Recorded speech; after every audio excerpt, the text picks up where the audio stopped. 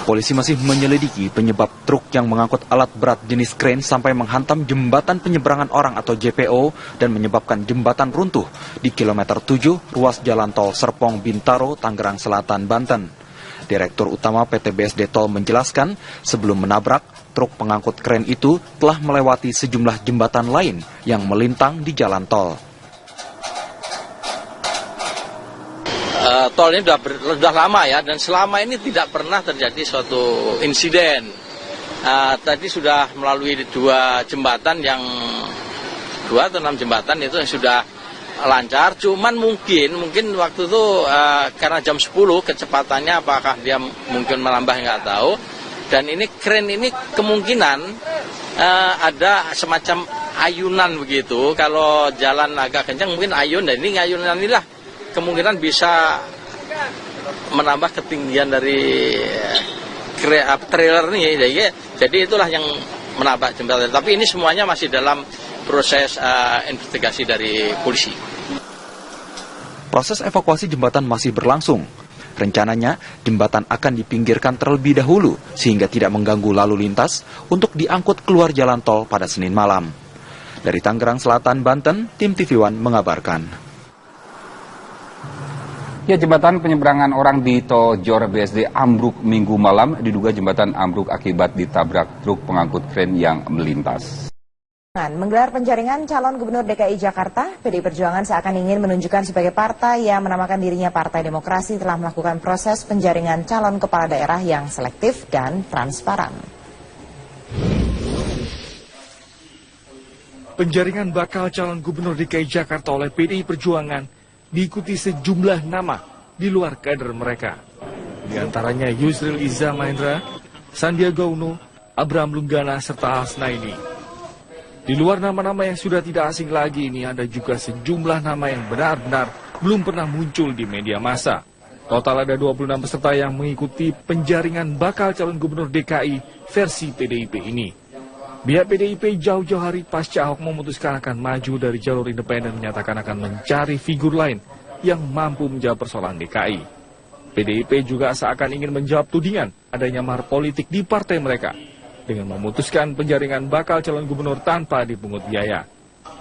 Sekjen PDI Perjuangan Hasto Kristianto menyatakan langkah penjaringan bakal calon gubernur yang dilakukan PDIP memang di luar kebiasaan partai, yang biasanya DPP partai langsung memberikan rekomendasi calon. Rekomendasi dari mereka-mereka yang dilibatkan oleh DPP partai, yaitu dari para ahli psikologi itu, dan kemudian juga dengan pemetaan dari internal partai. Di banyak daerah, banyak juga yang langsung itu kita rekomendasikan. Karena sekali lagi, kita tidak ingin menjaga jarak antara harapan rakyat dengan keputusan yang diambil oleh DPP partai. Karena itu. Meski demikian, tetap saja nama-nama yang dinyatakan lolos pada tahapan penjaringan belum bisa dipastikan akan diusung oleh PDIP. Pasalnya PDIP juga tetap menjaring secara internal terhadap kader internalnya. Dan tentunya pada ujungnya Ketua Umum PDI Perjuangan lah Megawati Soekarno Putri yang akan memutuskan. Mencoba menjalin komunikasi politik dan kemungkinan koalisi PDIP dan Gerindra. Persiapannya banyak Pak? Tadi malam, baca-baca banyak. Baca-baca terus ya deg-degan deh, ada ujian deh. Kan semuanya yang menentukan akhirnya ada pada Ibu Megawati. Ya, panitia sendiri sudah mengatakan bahwa mereka melakukan penjaringan, tapi nama-nama itu diserahkan kepada Ibu Megawati karena beliau yang akan memberikan keputusan akhir siapa yang akan dimajukan sebagai calon gubernur DKI sekarang ini. Mudah-mudahan aja. Di sisi lain, partai sebesar PDI Perjuangan dinilai sangat rugi jika harus mengorbankan kadernya sendiri dengan memasukkan figur di luar kader. Karena PDIP dan Gerindra ini dua partai besar yang menurut saya akan sangat rugi memberikan tiketnya secara gratis kepada ketua umum partai lain, selain tidak berpeluang untuk menang kalau kita baca di survei, tetapi kedua juga variabel bernama kaderisasi yang harusnya bisa dimunculkan ketika dia mengajukan kadernya sendiri, terlepas menang atau tidak, itu akan hilang dengan sendirinya. Dua mekanisme yang digunakan PDIP yaitu mekanisme penjaringan calon eksternal dan internal dalam menjaring bakal calon kepala daerah memang baru dilakukan pada saat pilkada serentak dilakukan.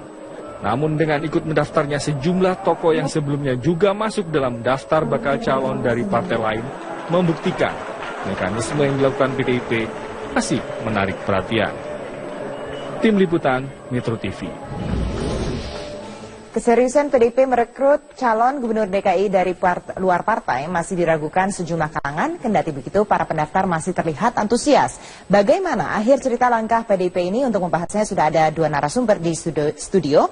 Ibu Hasnaini Muin, salah seorang pendaftar penjaringan bakal cagup PDIP, dan juga ada pengamat politik Mas Hanta Yuda, dan bergabung dari kantor DPP PDIP Jakarta Bambang Dwi Hartono, Ketua DPP PDIP bidang pemenangan pemilu, dan juga pendaftar bakal cagup PDIP Sandiaga Uno yang bergabung dari Bali. Selamat malam Ibu, Bapak-Bapak. Saya akan langsung ke Mas Bambang terlebih dahulu. Mas Bambang, ini biasanya PDIP mencalonkan kadernya sendiri. Kenapa sekarang tiba-tiba membuka penjaringan calon gubernur?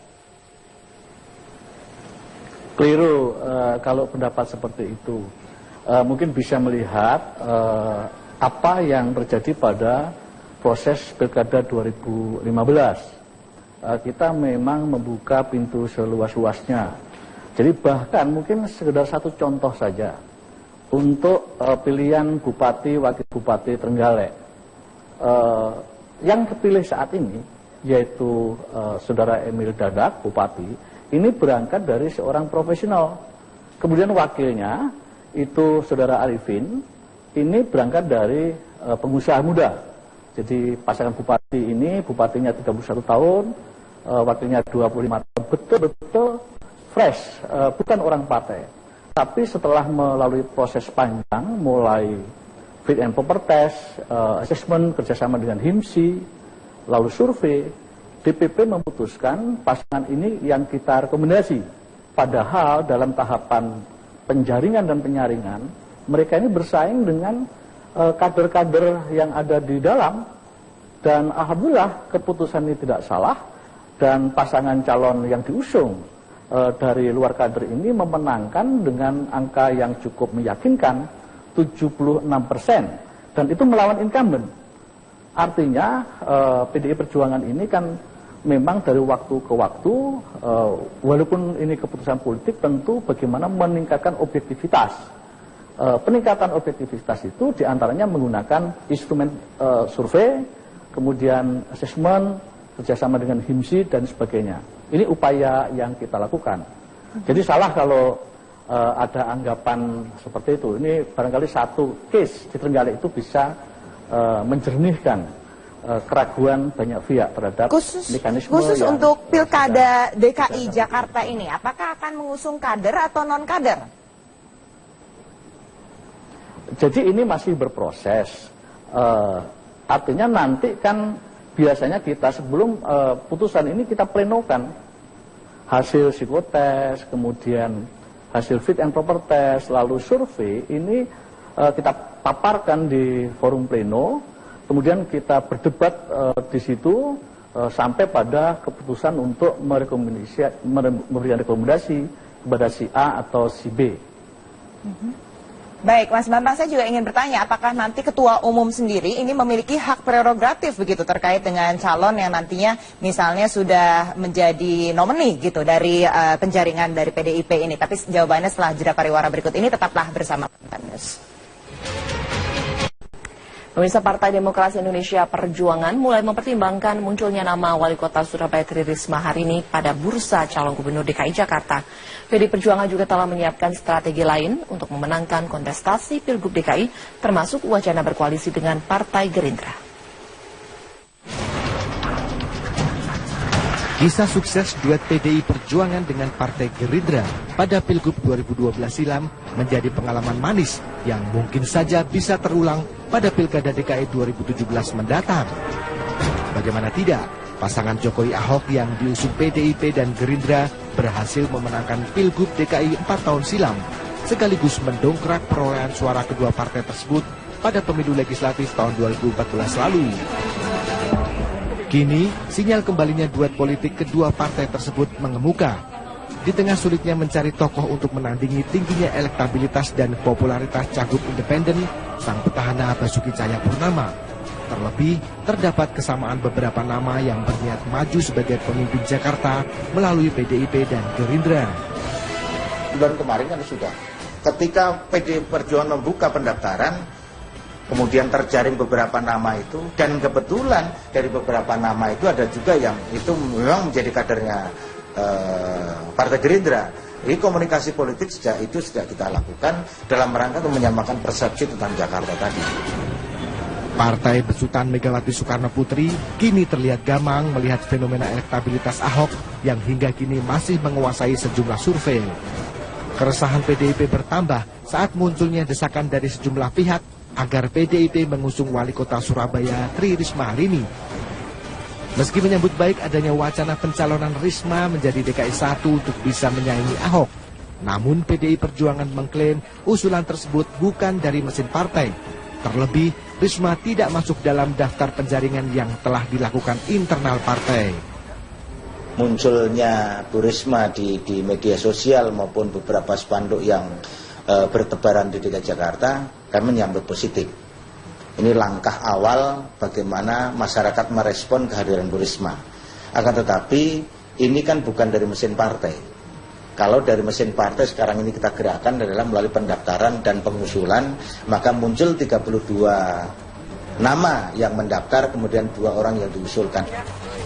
Wakil Ketua Badan Pemenangan Pemilu PDIP menegaskan tidak menutup kemungkinan Risma bisa maju sebagai cagup DKI. Namun, melalui pintu penugasan langsung dari DPP serta keputusan Ketua Umum Megawati Soekarno Putri.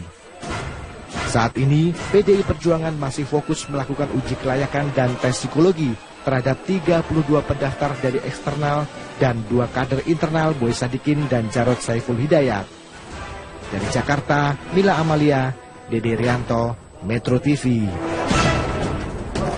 Bapilu PDI Perjuangan hari ini menggelar uji kepatutan dan kelayakan bakal calon gubernur DKI. Sebanyak 34 bacagub diundang untuk mengikuti tahapan tes di kantor DPP PDI Perjuangan pada hari ini. Untuk mengetahui informasi lengkapnya kita langsung bergabung dengan Jessica Wower yang akan melaporkan langsung dari kantor DPP PDI Perjuangan. Jessica, siapa saja bacagub yang ikut dalam ujian kepatutan dan kelayakan pada hari ini? Ya, Elvita, dalam pantauan kami di kantor DPP PDIP Perjuangan pagi ini sesuai dengan agenda yang akan dimulai tahapan uji kepatutan dan kelayakan, yaitu akan dimulai dengan psikotes. Sudah ada sejumlah nama bakal calon gubernur yang tiba. Di antaranya ada nama seperti Sandiaga Uno, kemudian juga ada Abraham Lunggana. Tadi juga kami melihat Farhad Abbas sudah berada di lokasi, tepatnya langsung diminta untuk naik ke ruang untuk melakukan berbagai tahapan seleksi. Adapun memang juga baru saja ini kami melihat tiba di lokasi atau di kantor DPP PDIP Perjuangan Ketua Umum Partai Bulan Bintang Yusril Iza Mahendra. 34 nama bakal calon gubernur ini memang sudah masuk secara resmi dari daftar penjaringan yang akan dilakukan oleh Bapilu DPD DKI Jakarta. Dari 34 nama tersebut, 32 nama diantaranya merupakan rata-rata kader atau bukan merupakan kader PDIP sendiri, sedangkan ada 2 nama yang dimasukkan oleh Bapilu DPD DKI dari PDIP sendiri, yaitu ada nama Wakil Gubernur DKI Jarod Saiful Hidayat dan juga nama Boy Sadikin. Dari informasi yang kami terima dari Wakil Ketua Bapilu DPD DKI, yaitu Gembong Warsono, dijelaskan bahwa 34 nama bakal calon gubernur hingga saat ini dipastikan nanti akan mengikuti berbagai tahapan yang akan dimulai pada hari ini. Namun memang masih ada beberapa nama, khususnya kader internal PDIP yang belum kami lihat atau kami pantau berada di lokasi penjaringan pada hari ini. Rencananya juga memang tahapan uji kepatutan dan kelayakan ini akan dimulai pada hari ini, dimulai dengan tahapan psikotes, dan nanti rencananya setelah psikotes hari ini selesai dilaksanakan, dari Bapilu sendiri akan melaksanakan konferensi pers terkait dengan tahapan dan siapa saja yang ikut dalam penjaringan yang dimulai pada hari ini. Kami masih akan terus memantau bagaimana nanti jalannya psikotes dan juga tahapan apa saja selanjutnya yang disiapkan oleh Bapilu dan siapa saja yang sudah mendaftar dan kemudian ikut pada tahapan penjaringan calon gubernur yang akan nanti diusung oleh PDIP sendiri. Untuk sementara demikian, kembali ke Anda di studio Elvita. Jessica Wower, terima kasih untuk laporannya Jessica. Sementara itu pemirsa, di acara diskusi pilkada yang berlangsung di Gedung Juang 45 Jakarta, kericuhan sempat terjadi antara pengamat politik Boni Hargens dengan massa anti Basuki Cahayapurnama.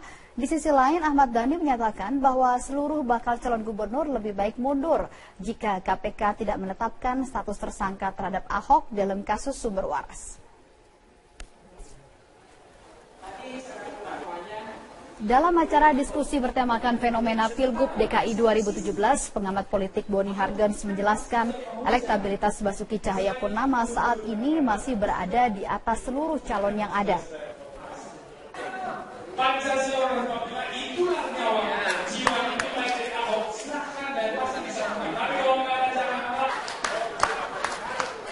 Ya, namun acara ini diwarnai dengan kericuhan ketika massa anti Ahok menilai bahwa pernyataan Boni terlalu meninggikan karakter Ahok.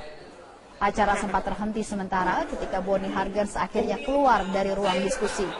Sementara itu Ahmad Dhani menilai selama KPK tidak menetapkan status tersangka terhadap Ahok dalam kasus sumber waras ataupun reklamasi, maka dirinya menilai lebih baik seluruh calon lainnya mundur.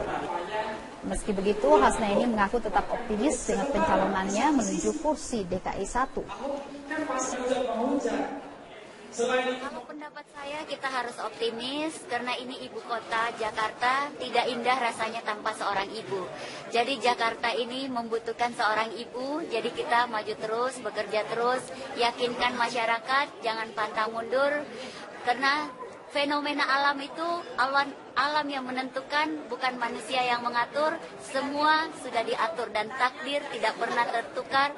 Dan di mana takdir bisa mengatur masyarakat, hanya Allah yang ngatur. Jadi jangan goyang pokoknya. Semua ada waktunya. Semua kan ada waktunya. Semua kan ada waktunya. Kalau menurut Profesor J. Saitapi kan semua ada waktunya. Ya biarin aja dulu waktunya Ahok. Ya kan bersama Jokowi. Kalau tadi didengar statement dari Ibu Risma begitu, saya nggak mungkin meninggalkan Surabaya gitu karena sudah memiliki komitmen dengan warga Surabaya. Tapi kalau saya juga nggak mungkin nggak nurut sama ibu gitu lah ya. Kira-kira mana yang lebih kuat nih Mas Hanta? Iya, itu tergantung Ibu Risma tentunya. Tapi sejak awal memang kita sering mendengarkan statement Ibu Risma yang sangat sayang kepada Surabaya ya, karena sudah baru mendapatkan amanah dari warga Surabaya, itu menjadi kendala, tetapi juga seperti yang dikatakan ada pertimbangan politik kalau kemudian dalam masa PD Perjuangan ada hak prerogatif Ibu Ketua Umum kalau penugasan sifatnya kepada Ibu Risma, itu nanti akan bergantung pada perkembangan menurut saya seperti apa. Nah, cuma kalau kita lihat petanya, kalau Ibu Risma maju, ini memang ada faktor yang agak menarik ya. Kalau dalam kontestasi pilkada langsung semacam ini, pemilu secara langsung itu faktor kekuatan figur itu menjadi faktor yang sangat menentukan, sangat dominan. Bagaimana kekuatan magnet elektoralnya, bagaimana kekuatan personal brandingnya. Nah, kalau Ibu Risma yang muncul, menurut saya lebih menarik dinamikanya ketika berhadapan dengan Pak Gubernur Petahana Pak Basuki Cahayapurnama dibandingkan nama-nama yang lain, tanpa saya mengurangi rasa hormat peluang kandidat lain ya. Gitu. Kenapa Bang Hanta lebih menarik kalau di head to head dengan Ahok? Menariknya karena Ibu Risma ini dari kekuatan magnet elektoral personalnya itu agak sebangun, ada agak mirip. Pertama misalnya kita lihat keduanya adalah kepala daerah yang dalam persepsi publik dengan segala kekurangannya dianggap kepala daerah yang berprestasi. Berarti bisa membandingkan dua figur yang menarik. Beda ceritanya kalau yang hadir adalah lawannya bukan kepala daerah misalnya gitu. Itu faktor pertama. Faktor yang kedua, mungkin berbeda dengan daerah lain, di DKI Jakarta itu membutuhkan pemimpin yang tegas, yang berani, yang memiliki terobosan seperti halnya mengapa salah satunya faktor elektabilitas Pak Ahok sekarang cukup stabil, masih relatif tinggi, faktor itu. Tetapi itu juga dimiliki oleh Ibu Risma. Kita tahu Pak Ahok yang tegas, Ibu Risma juga dalam persepsi publik menurut saya juga tegas, berani, terobosan-terobosan juga banyak. Hampir mirip juga kedua-duanya. Di sana ada bagaimana proses penutupan Doli, di sini ada Kalijodo. Kira-kira gitu, banyak hal yang bisa dibandingkan. Baik. Yang ketiga, ya, silakan. Ya. Silakan Mas. Gimana? Yang ketiga dari segi negatif ratingnya. isu-isu negatif yang ada pada figur Risma hari ini menurut saya relatif minim ya dibandingkan dengan figur-figur yang lainnya. Nah sehingga ditambah lagi kalau kita baca tren-tren hasil survei dari rekan-rekan kita lembaga survei misalnya, tingkat kesukaan, likability dari seorang Risma itu relatif tinggi, tidak jauh beda, sedikit di atas Pak Basuki malah. Nah ini potensi sehingga ada semacam wow faktornya, faktor kejutannya ada sedikit dimiliki ketika Ibu Risma yang maju dibandingkan yang lainnya. Meskipun rentang margin elektabilitasnya relatif masih jauh ya menurut saya dengan Pak Ahok sebagai petahana. Tetapi ada waktu, artinya bisa dikatakan ini berpotensi menjadi lawan berat bagi Pak Ahok yang sekarang sedang menjabat sebagai Gubernur DKI ketimbang nama-nama lainnya. Meskipun potensi itu ada di Pak Yusril ya dibanding nama-nama lainnya. Tapi Ibu Risma memiliki potensi lebih seksi tanda petik ketika berhadapan dengan Pak Ahok. Tapi kalau saya menyitir Andini yang disampaikan oleh Pak Ahok ini positif. Yang diuntungkan adalah warga Jakarta. Kalau pilihan-pilihannya adalah orang-orang baik, orang-orang yang terbaik, tinggal selera masyarakat seperti apa. Kalau menu prasmanan yang berkualitas semua itu kan positif menurut saya. Oke, kalau kita ngomong selera masyarakat Jakarta, begitu yang sudah 2 tahun saat ini ya, kalau dipimpin oleh Ahok. Kemudian juga mendengar, kalau lebih hanya mendengar prestasi-prestasi dari Ibu Risma di Surabaya. Melihat karakter dari warga Jakarta sendiri yang didominasi oleh kelas menengah ya saat ini untuk votersnya begitu. Apakah mereka cenderung akan melihat petahana atau justru melihat sesuatu yang baru, terutama ini perempuan begitu, dan didukung oleh parpol? Ya, itu yang menarik. Masing-masing figur punya kelebihan yang hampir mirip, tapi masing-masing juga punya kelemahan. Ibu Risma pasti akan dipertanyakan soal baru beberapa bulan menjadi wali kota Surabaya, lalu menjadi maju misalnya menjadi gubernur DKI dan sebagainya. Tetapi yang menarik dari DKI, seperti yang dikatakan, pemilih kelas menengah ke atasnya, kemudian mesin politik terkait dengan media, sosial medianya itu kan gulirannya luar biasa, tertinggi tentu sebagai ibu kota di seluruh Indonesia, tentu Jakarta paling tinggi. Sehingga faktor-faktor itu akan menentukan pemilih-pemilih rasional yang mungkin jumlahnya tidak mayoritas, tetapi dia bisa mempengaruhi masyarakat secara keseluruhan yang lebih banyak itu, kemudian bisa menggiring opini, menggiring penilaian dan persepsi dan sebagainya.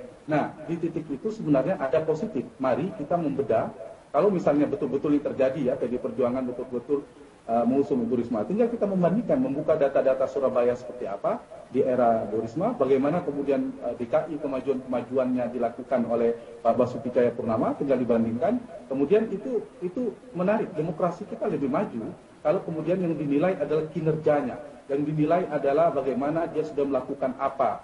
Sama-sama satu meskipun di Surabaya, yang satu di DKI. Ketimbang hal-hal di luar substansial, misalnya soal kinerja, soal keberhasilan dia memimpin dan sebagainya. Nah, pemilih, kalau dalam studi perilaku pemilih itu kan ada 3 karakter. Pemilih sosiologis, pemilih psikologis, dan pemilih rasional. Nah, pemilih rasional, konteks Jakarta berbeda dengan daerah lain, ini sangat menentukan. Pemilih rasionalnya mungkin tidak mayoritas, tapi mempengaruhi pemilih psikologis yang sangat terpengaruh pada informasi. Sementara pemilih sosiologis, ada pemilih yang biasanya irasionalitasnya lebih tinggi ketimbang pemilih rasional. Nah, ini menariknya dari Jakarta, kita akan melihat wajah demokrasi pemilu Indonesia, Pilpres itu berada di DKI sebenarnya ketika semua terlibat, kelas menengah, masyarakat terdidik, intelektual berada di sini semua. Nah, Mas Hanta, kalau faktor gender, kemudian faktor ras lah dan agama begitu yang juga mau tidak mau memang menjadi faktor gitu ya untuk bagi pemilih. Itu masih nggak sih berperan penting untuk di Jakarta sendiri ini? Mungkin ada, kita tidak mungkin mengatakan tidak ada, pasti ada, tapi sebesar apa? Cuma tetap kalau saya ingin mengajak kita semua berpikir demokrasi kita ingin berkualitas, ingin maju, tentu mengajak untuk membedah rekam jejak, melihat keberhasilannya. Tetapi konteks Indonesia misalnya, pemilih sosiologis lah yang lebih banyak. Di Jakarta masih ada juga, seperti yang dikatakan tadi, soal gender. Kalau terjadi kan ini gubernur pertama, nantinya yang perempuan misalnya, calon gubernur yang berlaga nanti, kalau terpilih misalnya. Pak Basuki Cahayapurnama juga kalau jadi gubernur, meskipun dulu pernah, dari segi minoritas juga ini ujian demokrasi kita. Demokrasi itu yang penting basisnya meritokrasi. Kalau dia berprestasi, dia mampu, dia punya integritas yang baik, dia punya kapabilitas yang baik, leadership skill skill yang memadai, itu yang harus kita dorong pada masyarakat. Tetapi betul seperti Andi dikatakan, realitas masyarakat kita ada yang memilih karena basis kedaerahan, ras, dan lain sebagainya. Gitu. Baik. Oke, terima kasih Mas Hanta Yuda, Sama-sama. Direktur Eksekutif Poltreking Indonesia.